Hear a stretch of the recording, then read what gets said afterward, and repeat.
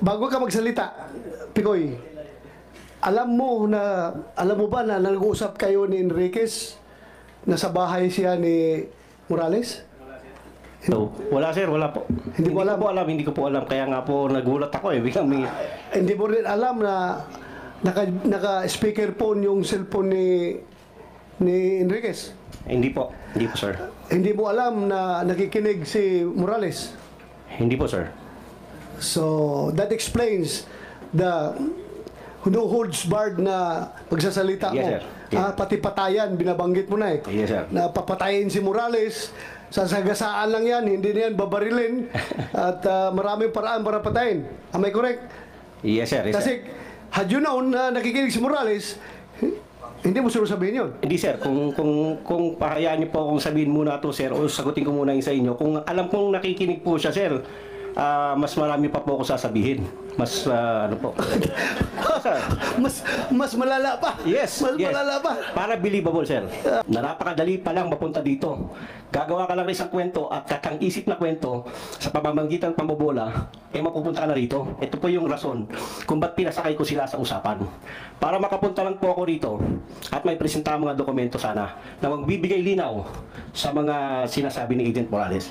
Ano yung sabi mo, pinasakay? Yes sir, pinasakay. Parang dalawang ang gusto kong patunayan sir eh. Magkwento ka lang, makakarating ka na rito. Kwentong barbershop sir. Kwentong barbero lang. Katang isip. Makakarating ka na. Andito po ngayon, napatunayan ko ngayon yun. Napatunayan mo ngayon? Yes sir, nandito po ako. Kasi... So you mean to say, itong committee na ito ay pwede pala mag-imbestiga ng katang isip lang?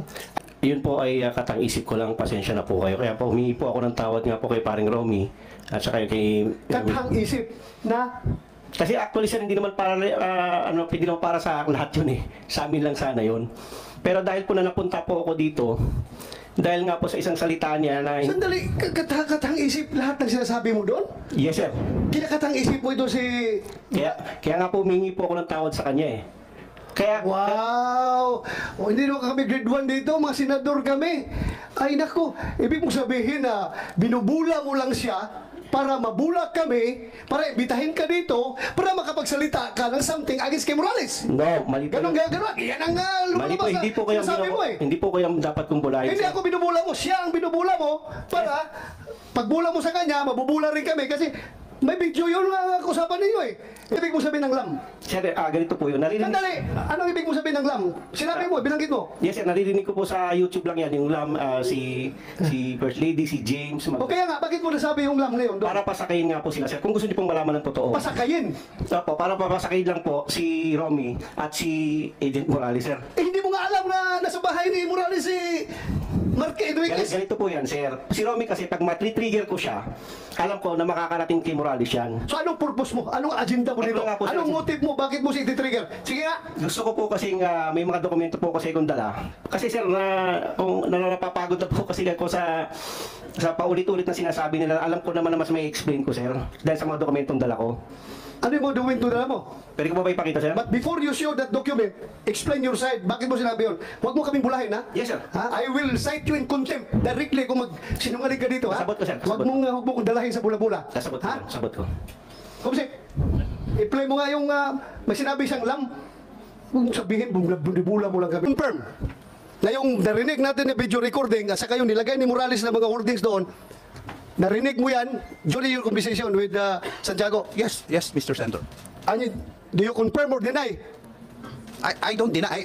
Para po sa Hindi, yung sinabi niya na binubula ka lang niya. Well, Para daw makapasok siya dito sa Senado at makapagbulala siya ng mga record na hawak niya against Morales. Mr. Senator, I cannot accurately answer what is his intention. That is his intention. Pero with all sincerity, do you think yung usapan niyo, binubula ka lang niya, pinapasakay ka lang niya, taga-DOJ ka eh. Huwag mo sabihin, XPDI agent ka. Huwag mo sabihin, ganun ka kababaw. Ben, sino nag-utos sa'yo na pasakayin mo si Enriquez?